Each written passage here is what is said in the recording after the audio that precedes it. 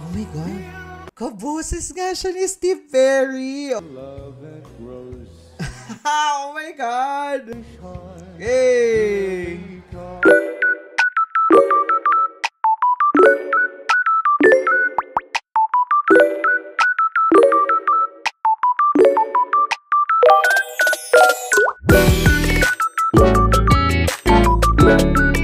What's up everyone, it's me, yours truly, John Valencia, and welcome back to Truly Asia Diaries. For today, we're back for another reaction video for Ruel Carino as Steve Perry. Yes, sa kanilang concert ng Santa Clones is coming to town. Yes, excited tayo. Thank you so much po sa nag-request nito. Abay, panoorin daw natin dahil napanood natin yung challenge ni Ruel Carino as Matt Monroe kay Elvis Presley, Jerome Ebardome. At ngayon naman, ikutan pala yun. So ngayon ay si Ruel naman, ang na-challenge sa kanya ay si Steve Perry. So tignan natin kung kaya niya ang challenge na ito.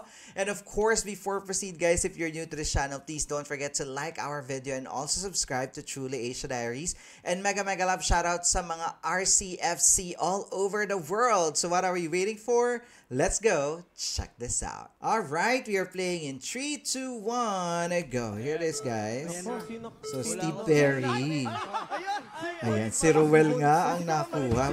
Parang ikutan to guys, kaya lang di natin makita yung buong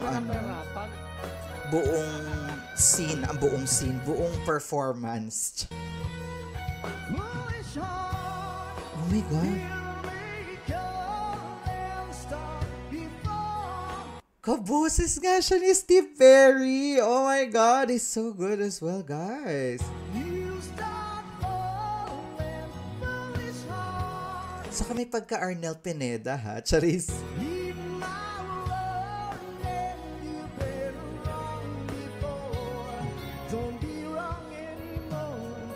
Grabe guys, anong pangalan niya? He is so good as well. Part pa siya ng finalist or top 5, top 3 sa The Clones. Sobrang galing din, ha? Kayang-kaya mo yung bunso, ikaw pa? Siya pala talaga ang bunso. Ay, binago yung beat para Matt Monroe version. I need a love that grows. Oh my God! I don't want it unless I know.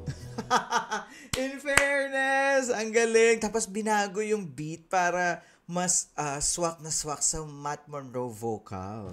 That with each passing hour, someone somehow will be there, ready to share. Parang naging jazz declamation. I need a love that's strong. Parang naglalaro si Ruel dito. I am being alone, but will my lonely heart play the part In fairness, ang cute. of the fool again? Before I begin, foolish heart. Hey! Recall Wow! before you stop falling. Diba? In fairness, he's nailing the Matt Monroe version of Foolish Heart, guys. Parang nung kinanta niya yung Beanie, diba, na Cherry on Top, ganun din. Jazzy pala yun. Jazzy feel of music genre. Foolish heart, heed my warning. Hey! You've been wrong before. Don't be wrong anymore. Diba? Matt Monroe singing Foolish Heart ni Steve Perry, guys. Do it na sila. Kaboses ni Steve Perry na Arnel Pineda, guys. For me lang this is my own opinion. Parang may parang journey din yung boses niya.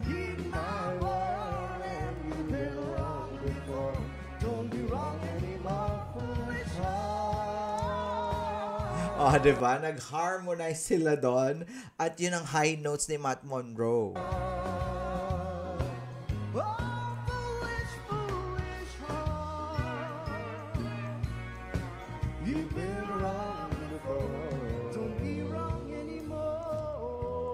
Wow! Sino kaya yung full na nakabunot sa akin? Ay, tapos na! There you have it, guys. That is Ruel Carino taking the challenge as Matt Monroe singing Steve Perry, Foolish Heart, grabe yon. Naging declamation ni Matt Monroe version ng Foolish Heart. At talaga namang, kumalma lang si Jerome sa kanyang version ng Foolish Heart. At yung Steve Perry, guys, na clone, hindi mawala sa isip ko yung journey na Arnel Pineda vibe of vocal as well. Sobrang galing niya.